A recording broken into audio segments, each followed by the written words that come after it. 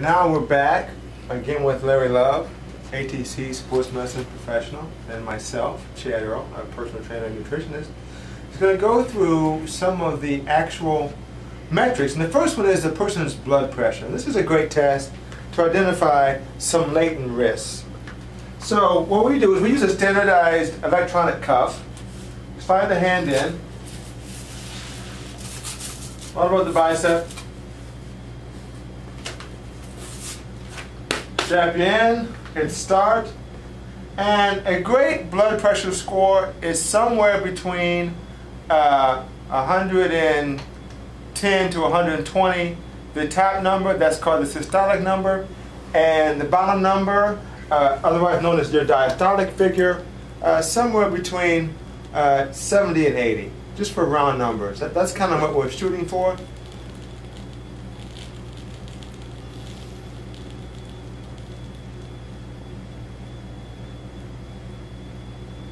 And again, this also calculates pulse, and a good pulse score would coordinate somewhere between 60 and 75. Oh my God, he's 200 over 90. No, I'm just teasing. I'm just teasing. He's right on the money. 120 over 78 with a pulse of 68. So, good job, Larry Love. Thank you. Thank you. That's the first one. Thank you. So we're now going to move on and do a person's waist circumference, or the medical term is actually your umbilicus. It's the line if you were to draw around where the navel inserts completely around the body. So we want to see, again, the individual score. Look at the belly button, tie it right there. We want to then wrap it around. Now what we're looking for here is a figure that for men is going to be under 40. So anything above 40 lets us know that the person is not handling stress well because they're accumulating visceral body fat. And we're going to go into stress in a detailed way in our next module, but this just kind of tells you that anything above 40 for a male or 35 for a female, we want to do some lifestyle things there and some eating things there because they're at risk for insulin resistance, some type of visceral cancers, and a whole host of medical maladies if we don't do some intervention there, okay? A second aspect to that waist circumference is also how tall are they, because it is correlated with their height. So there's two numbers that we want to watch. One is the absolute raw waist figure, and the second one is how does that waist figure correlate with their overall height. If their height, if their waist is not half their height, meaning let's say they're 80 inches and their waist is 40, that's 50% of their height, right? You can figure that. So anything above 40 would put them at, again, risk for insulin mismanagement and those other medical maladies, visceral cancers, and the like. Okay? So that's an important test to measure. It's quick, it's easy, but it gives us a lot of information. We're now going to move on to our electronic body fat and waist scale. So we can, and this is a specialized scale because it compartmentalizes exactly where you're storing, from a hormonal standpoint, the bulk of your fat. Is it above the chest and shoulders, back of the arms? Is it along the thighs, in the hip region? Is it below the navel, in the pubic region? We want to know exactly where your body is shuttling the additional fat reserves, because that's tied to your endotype, as we'll get deeper into. So Larry, let's just get on the scale and see what you got going on. So on our scale, you should take your shoes off and your socks, because it is a bioelectrical impedance scale. You don't feel anything, but there's a current. Please step on, Larry. Put the numbers in.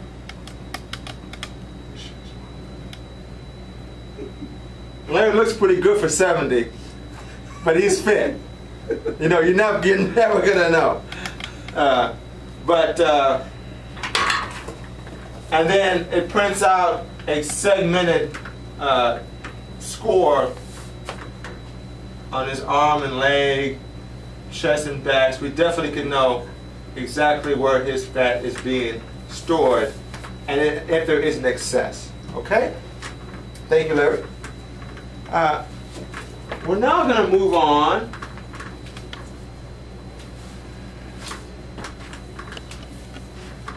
into some of the movement-based metrics. And so we're going to switch roles now, and Larry's going to assess me while we go through some of the more movement-based metrics. All right, Chad. All right. So we're going to start off with a postural screen. There's a 5-point awareness technique that we want to point out. We want to point out where Chad's head is in relation to his shoulders. We also want to see where his shoulders are in relation to his hips.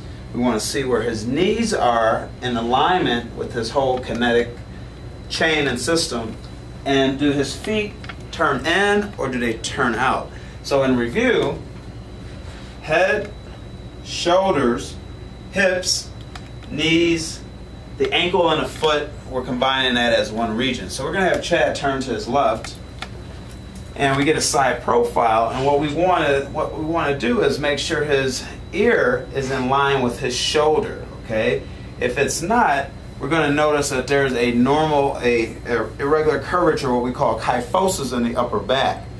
A lot of times, what that'll lead to, though, in the lower back is what we call a sway back. Okay, so an excessive curvature in the low back, thus changing his posture, thus going ahead, shortening his abdominals, creating an inability to have core stability. Now, if you notice at his knee joint area, he's putting excessive pressure on the knees, and then he's putting excessive pressure by doing what we call pronating on the insides of his feet. After that continues over a period of time, you're going to have structural breakdowns of the joint. You may need any type of hip sprains, hip strains. You may end up with any type of excessive pressure on the knee that may ride to cartilage. Excessively in the feet, now we start to get into different type of formations of bunions and different things like that. So this right here, this postural profile, just gives us an opportunity to identify what you're at risk for. Thanks, Chad. So now we're going to go on and do some actual fitness tests. Absolutely. Let's head out. All right. Good.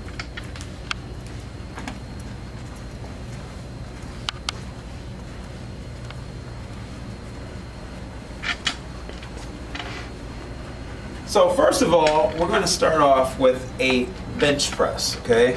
Why the bench press? The bench press is really one of the exercises that emphasizes your bigger muscle groups in your upper body, okay?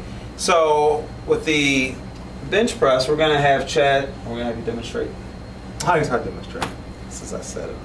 Thanks, Larry. You're going to be embarrassed in front of all my clients. How about we just say it, though? How about we say it? That's better. Yeah, we'll just say it. I'll do a little demo. Yeah. So we're going to start off with the bench press, which is an indicator of your upper body strength, but also your secondary muscle group of your triceps. And what we're going to do is, are we doing over a period of time? This is going to be a max test. Max test. You're not on video. I'm actually asking you now. This is going to be a max test. Oh, it's going to be a max test. Yeah. Okay. So, okay, so we're going to do a one repetition maximum test for the bench press. The bench press is a very good indicator of your upper body strength, particularly your pectoralis muscles, secondarily your tricep muscles. So, Chad, let's do a demonstration. Perfect. And I'm going to spot them. Thank you. For safety. So Chad's going to go ahead and he's going to grab the bar, and we want his elbows to be at a 90-degree angle. We want his eyes to be in line with the bar, and what that'll set him up for is to bring the bar directly over his chest. All right, so we're going to go ahead and I'm going to give him a lift off, and then we'll do a demonstration. I'll count to 3 and we'll go from there. 1, 2, 3. He's up, and he's going to descend the bar towards his chest. and then he's going to explode up, and that's a very good lift right there. That's your bench press. How'd that feel, Chad? Oh, excellent. Great job. That's all I got. Great job. So our next exercise that we're going to focus on is going to be our our leg press. The leg press is a very good indicator as well of your lower body dominance. That's your structural support for your quadriceps and your hamstrings as well. So we're just going to have Chad do a demonstration here. He's going to lie down on his back. He's going to make sure the small of his back is in contact with the full plinth. His head is in contact. He's going to put one foot up at a time. Okay, then he's going to put the other foot up. So you can see he's nice shoulders width apart. He has a nice stable base. And Chad's going to simply extend his legs. Great. He's going to unlock the machine. And he's going to descend the sled towards his hips. And he's going to push up. And that would be our 1 rep maximum for the leg press. Now, one of the important things that we want to point out to you, that breathing is important. So again, we have something called eccentric and concentric movements, okay? So on the eccentric movement, which is the hardest part of the exercise, that's normally when you exhale. The concentric movement is when you inhale. And we'll talk about that in later videos. Chad, want to move on to our next exercise? Perfect. And that's going to be some of the body weight exercises, be able to control and move your own body. And those are going to be the pull-up, push-up, and sit-up. So let's demonstrate what that looks like.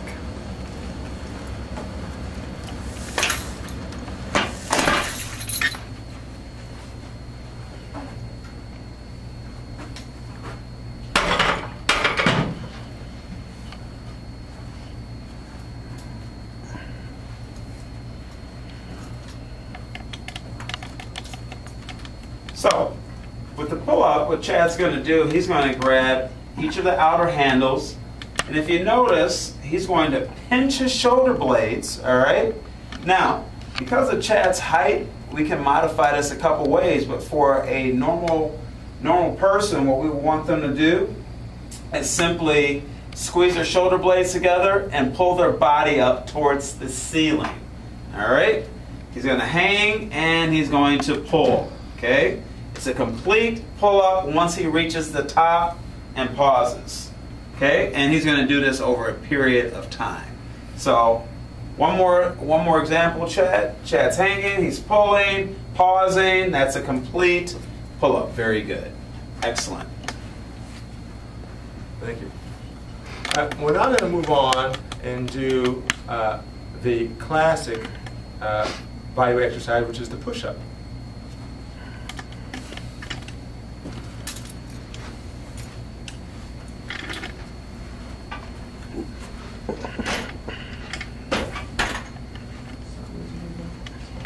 Yes, sideways. And then we'll go forward and sideways. Okay. Just give them 2 different perspectives. So Chad's going to start on all fours. And from all fours, we want to point out a couple key alignments. We want his shoulders to be directly over his wrists. Okay? We want his eyes looking towards the floor. Okay? We want his knees in a 90-degree angles. We want his hips in a 90-degree angle. He's contracting his abdominals so he has a nice flat back. And what Chad's going to do is simply lift his knees off the ground. Okay?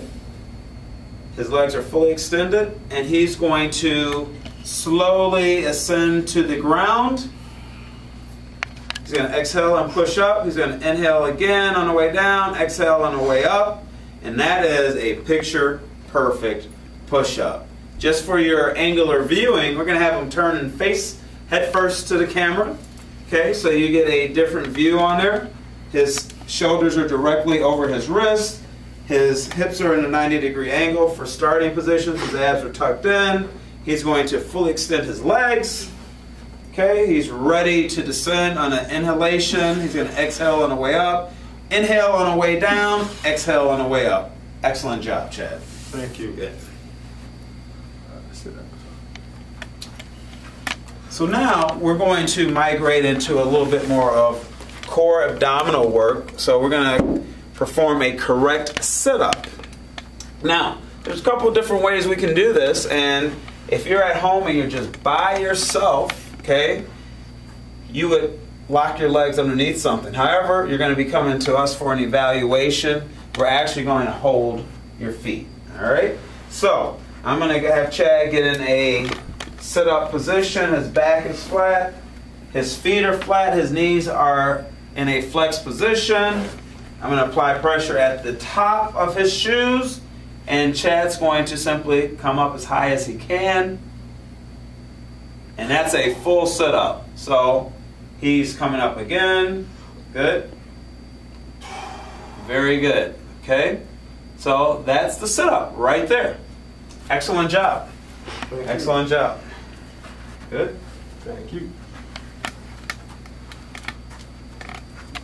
The last test is a cardiovascular test.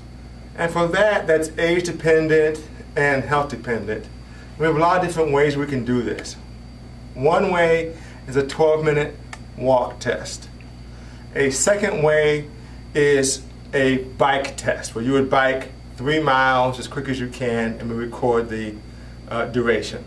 The third method is we do an increasing incline walk test. And the fourth way is a flat-out 1-mile run as quick as you can do it. So depending on your age, your orthopedic health, your goals, you're going to come in and do one of those 4 tests. A 12-minute walk, a 3-mile bike, an increasing incline test, or a 1-mile run test.